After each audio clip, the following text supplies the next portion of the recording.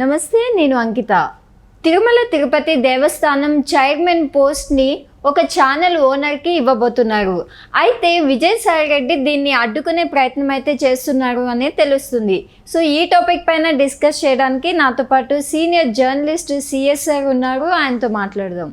Hi sir. Hello sir, ఇప్పుడు తిరుమల తిరుపతి దేవస్థానం chairman పోస్ట్ని ఒక channel ఓనర్కి ఇవ్వబోతున్నారు అని తెలుస్తుంది. అయితే ఇది ఈ పోస్ట్ ఏదైతే ఉందో దాన్ని విజయసాయి రెడ్డి ఆయనకి ఇవ్వకుండా అడ్డుకుంటున్నారని కూడా తెలుస్తుంది.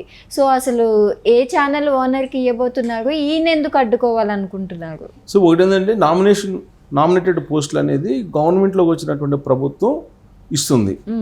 ఆ ప్రభుత్వానికి కొన్ని ప్రాధాన్యతలు ఉంటాయి, కొన్ని ఈక్వేషన్స్ ఉంటాయి, వాటిని ప్రకారం వాళ్ళు పదవులు ఇస్తారు. కానీ ప్రతిపక్షంలో ఉన్నటువంటి లేదా ప్రతిపక్ష హోదా కూడా లేనటువంటి వైఎస్ఆర్ కాంగ్రెస్ పార్టీకి సంబంధించినటువంటి లీడర్లు వాటిని కూడా ప్రభుత్వం తన విచక్షణ అధికారంతో నియమించుకునేటువంటి అవకాశం లేకుండా డిస్టర్బ్ చేసేటువంటి ప్రయత్నం చేస్తున్నారు. అందులో భాగంగా విజయసాయి రెడ్డి ఒక ట్వీట్ చేశాడు. ఏం చేశాడు? ఇంకొక కమ్మ సామాజిక వర్గానికి సంబంధించిన అతను తిరుమల తిరుపతి దేవస్థానానికి రాబోతున్నాడు. ఇప్పటికే కమ్మ సామాజిక వర్గానికి సంబంధించిన ఈఓని నియమించారు, ఇంకొక కమ్మాయిని కూడా రాబోతున్నాడు అనేటువంటి ఒక సెటైరిక్గా ఆయన ఒక ట్వీట్ చేయడం జరిగింది. అంటే సామాజిక వర్గ ఈక్వేషన్ను అనే దాన్ని పెట్టుకొని ప్రభుత్వం ఏదైతే ప్రాధాన్యత క్రమంలో లేదంటే ఆ ప్రభుత్వానికి సంబంధించిన ఈక్వేషన్స్లో పదవుల్లోని ఇవ్వాలనుకుంటుందో దాన్ని ఏదో డిస్టర్బ్ చేయాలనేటువంటి ప్రయత్నం విజయసాయి రెడ్డి చేస్తున్నారు. సో వైఎస్ఆర్ కాంగ్రెస్ పార్టీ ఏ రోజు కూడా సామాజిక ఈక్వేషన్ను పాటించినటువంటి సందర్భాలు కనిపించలేదు. కేవలం నా ఎస్సీ, నా బీసీ, నా మైనారిటీ అని మాట్లాడటం తప్పితే ఏ రోజు కూడా వాళ్ళు సామాజిక వర్గ ఈక్వేషన్ని పాటించలేదు. పాటించినట్టు కనిపిస్తూ ఉంటుంది, దేవతా అవసరంలాగా చూపించేవాళ్ళు వాళ్ళు ఈ సామాజిక ఈక్వేషన్ని. ఎలా అని అంటే ఎగ్జాంపుల్ ఇప్పుడున్నటువంటి పరిస్థితిని మనం ఉదాహరించుకుంటే కనుక రెడ్డి సామాజిక వర్గానికి మొత్తం పదవులు వైఎస్ఆర్ కాంగ్రెస్ పార్టీలో ఉండేవి, కీలకమైనటువంటి పదవులు. అప్రాధాన్యత పోస్టులు ఏదైతే ఉన్నాయో వాటిని ఎస్సీ, ఎస్టీలు, బీసీలు, మైనార్టీలకు అప్పచెప్పేవాళ్ళు. ఒకవేళ ప్రాధాన్యత గల పోస్టులు ఇచ్చినప్పటికీ కూడా పవర్స్ లేకుండా చేసేవాళ్ళు, నిధులు లేకుండా చేసేవాళ్ళు. ఇది వాళ్ళు చేసింది 2019 నుంచి 2024 వరకు. సరే, ఇప్పుడు ఈయన సామాజిక ఈక్వేషన్స్ గురించి విజయసాయి రెడ్డి మాట్లాడుతున్నాడు కాబట్టి ఇప్పుడు వైఎస్ఆర్ కాంగ్రెస్ పార్టీలో పరిస్థితి ఏంటి అనేది ఒక్కసారి మనం గుర్తు చేసుకుంటే, ఢిల్లీలో పార్లమెంటరీ పార్టీ నాయకుడిగా వైవి సుబ్బారెడ్డి, ఈయన జగన్మోహన్ రెడ్డికి బాబాయ్ అవుతాడు వరుసకి. ఓకే, రాజ్యసభ పక్ష నేతగా విజయసాయి రెడ్డి జగన్మోహన్ రెడ్డికి అత్యంత సన్నిహితుడు. ఆయన కేసులో A2 ఈయన, A1 జగన్మోహన్ రెడ్డి అయితే A2 ఈయన. ఇక లోక్సభలో వైఎస్ఆర్ కాంగ్రెస్ పార్టీ పక్ష నేత ఎవరు? మిథున్ రెడ్డి, పెద్దిరెడ్డి రామచంద్రారెడ్డి కుమారుడు. రాయలసీమకి ఇన్ఛార్జి ప్లస్ జగన్మోహన్ రెడ్డికి అత్యంత సన్నిహితంగా ఉండేటువంటి ఫ్యామిలీ పెద్దిరెడ్డి రామచంద్రారెడ్డిది. ఆ ఇంట్లో నుంచి వచ్చినాడే మిథున్ రెడ్డి ఇప్పుడు లోక్సభ పక్ష నేతగా ఉన్నాడు. అంటే ఈ మొత్తం ముగ్గురు రెడ్డిలే కదా ఢిల్లీలో. ఇక ఆంధ్రప్రదేశ్కి వస్తే, ఆంధ్రప్రదేశ్లో వైఎస్ఆర్ కాంగ్రెస్ పార్టీ పక్ష నేత ఎవరు? జగన్మోహన్ రెడ్డి అసెంబ్లీలో, అంతే కదా. పార్టీకి సంబంధించి మండలికి సంబంధించి శాసన మండలికి సంబంధించి వైఎస్ఆర్ కాంగ్రెస్ పార్టీ పక్ష నేత ఎవరంటే అప్పిరెడ్డి. ఇప్పుడు ఓడిపోయినటువంటి వైఎస్ఆర్ కాంగ్రెస్ పార్టీకి, ప్రతిపక్ష హోదా కూడా కోల్పోయినటువంటి వైఎస్ఆర్ కాంగ్రెస్ పార్టీకి ఉన్నటువంటి కీలకమైనటువంటి పదవులు ఇవే, రాజ్యాంగబద్ధమైనటువంటి పదవులు. ఈ రాజ్యాంగబద్ధమైనటువంటి పదవుల్లో రెడ్డి సామాజిక వర్గం కాకుండా ఎవరికైనా ఇచ్చారా? మొత్తం రెడ్డి సామాజిక వర్గం, పైగా జగన్మోహన్ రెడ్డి ఇంట్లో మనుషులకే ఇచ్చుకున్నారు కదా. మరి నువ్వు సామాజిక వర్గం గురించి ట్వీట్లు చేసేటప్పుడు ఈ సోయి ఉండాలి కదా విజయసాయి రెడ్డికి. ఒక ఏళ్ళు అటు చూపిస్తే 4 ఏళ్ళు ఇటు చూపిస్తాయి కదా. మరి విజయసాయి రెడ్డికి ఈ సంగతి తెలీదా? విజయసాయి రెడ్డి ట్వీట్ చేస్తూ ఇంకొక కమ్మ నాయకుడు వస్తున్నాడు తిరుమల తిరుపతి దేవస్థానానికి అని చెప్పి అన్నాడు. దానికి ఉద్దేశం ఏంటంటే, ఆల్రెడీ అడిషనల్ ఈఓగా తిరుమల తిరుపతి దేవస్థానం ఈఓగా వెంకయ్య చౌదరి అనే అతన్ని అపాయింట్ చేశారు. ఆయన నిజాయితీపరుడైనటువంటి అధికారి, చిన్న వివాదం కూడా లేనటువంటి నిజాయితీతో కూడుకున్నటువంటి అధికారి అతను సామాజిక వర్గ యాంగిల్లో ఆ కోణంలో ఆలోచించడు ఆయన ఎప్పుడు కూడా. ఆయన గురించి తెలిసిన వాళ్ళు ఎవరైనా చెప్తారు వెంకయ్య చౌదరి గురించి. అందుకే ఆ తిరుమల తిరుపతి దేవస్థానం ప్రక్షాళన చేయాలనే ఉద్దేశంతో ఈవోగా శ్యామలరావుని వేసి ఈయన్ని అడిషనల్ ఈవోగా వెంకయ్య చౌదరిని అపాయింట్ చేశారు. అక్కడ ఉండేటువంటి దాష్టికాలు చాలా ఉన్నాయి తిరుమల తిరుపతి దేవస్థానంలో వైఎస్ఆర్ కాంగ్రెస్ పార్టీ ఉన్నప్పుడు చేసినవి. వాటన్నిటి మీద విచారణతో పాటు అక్కడ ప్రక్షాళన చేయాల్సిన అవసరం ఉంది కాబట్టి వేశారు.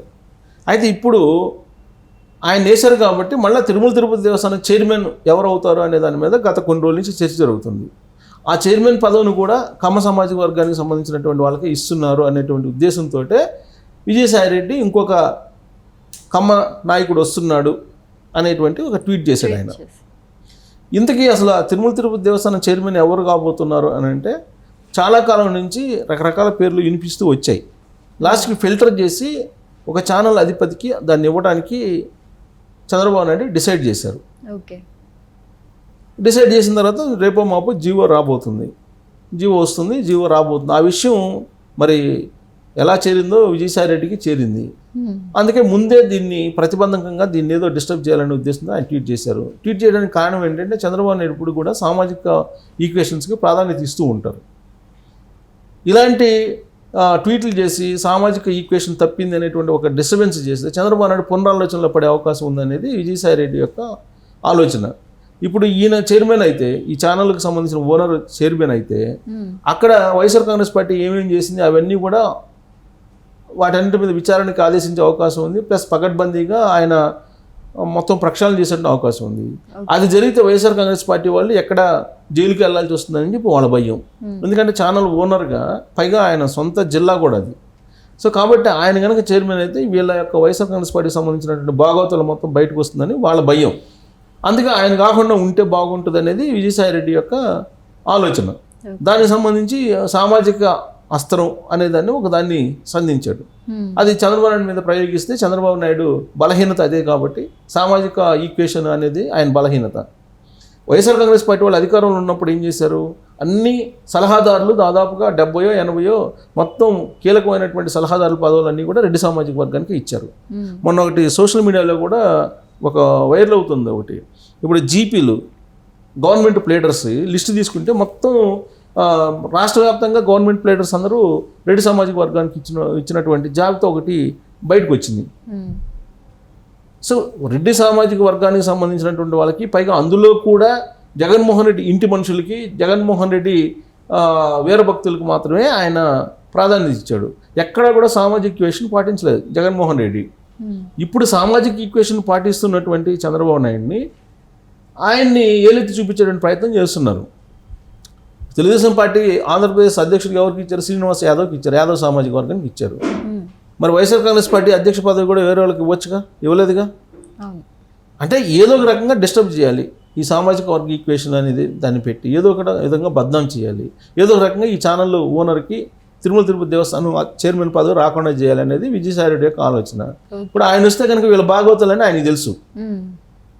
వైఎస్ఆర్ కాంగ్రెస్ పార్టీ సంబంధించి సాయిరెడ్డి భాగవతం ఏంటి, జగన్మోహన్ రెడ్డి భాగవతం ఏంటి, మిథునరెడ్డి భాగవతం ఏంటి, పెద్దిరెడ్డి రామచంద్రరెడ్డి భాగవతం ఏంటి, చెవిరెడ్డి భాగవతం ఏంటి, లేదంటే కరుణాకర్ రెడ్డి భాగవతం ఏంటి, లేదా ధర్మారెడ్డి భాగవతం ఏంటి, మాజీ ఈవోగా పనిచేశారు మాజీ ఆయన భాగవతం ఏంటి, ఇవన్నీ కూడా ఈ ఛానల్ ఓనర్కి బాగా తెలుసు. ప్లస్ ఇన్ఫర్మేషన్ కూడా ఆయన దగ్గర ఉంది, సహజంగా ఉంటుంది కదా ఛానల్ ఓనర్ కాబట్టి. సో కాబట్టి ఇవన్నీ బయటకు వస్తాయేమో అనేటువంటి ఒక ఆందోళనతోటి సాయిరెడ్డి ఈ ట్వీట్ చేసేసి ఏదో ఆపాలి అనేటువంటి ప్రయత్నం చేస్తున్నారు. కానీ ఆయన ప్రయత్నం ఫలించే అవకాశం లేదు. రేపో మాపో ఆ ఛానల్ ఓనర్కి తెలుగుదేశం పార్టీ నుంచి ఆర్డర్స్ రాబోతున్నాయి. తెలుగుదేశం పార్టీ ప్రభుత్వం నుంచి ఆయన తిరుమల తిరుపతి దేవస్థానం చైర్మన్ కూడా కాబోతున్నారనేది పార్టీలో అంతర్గతంగా చాలా బలంగా వినిపిస్తుంది. అదే నిజం కాబోతుందని కూడా మనం అంచనాకు రావచ్చు.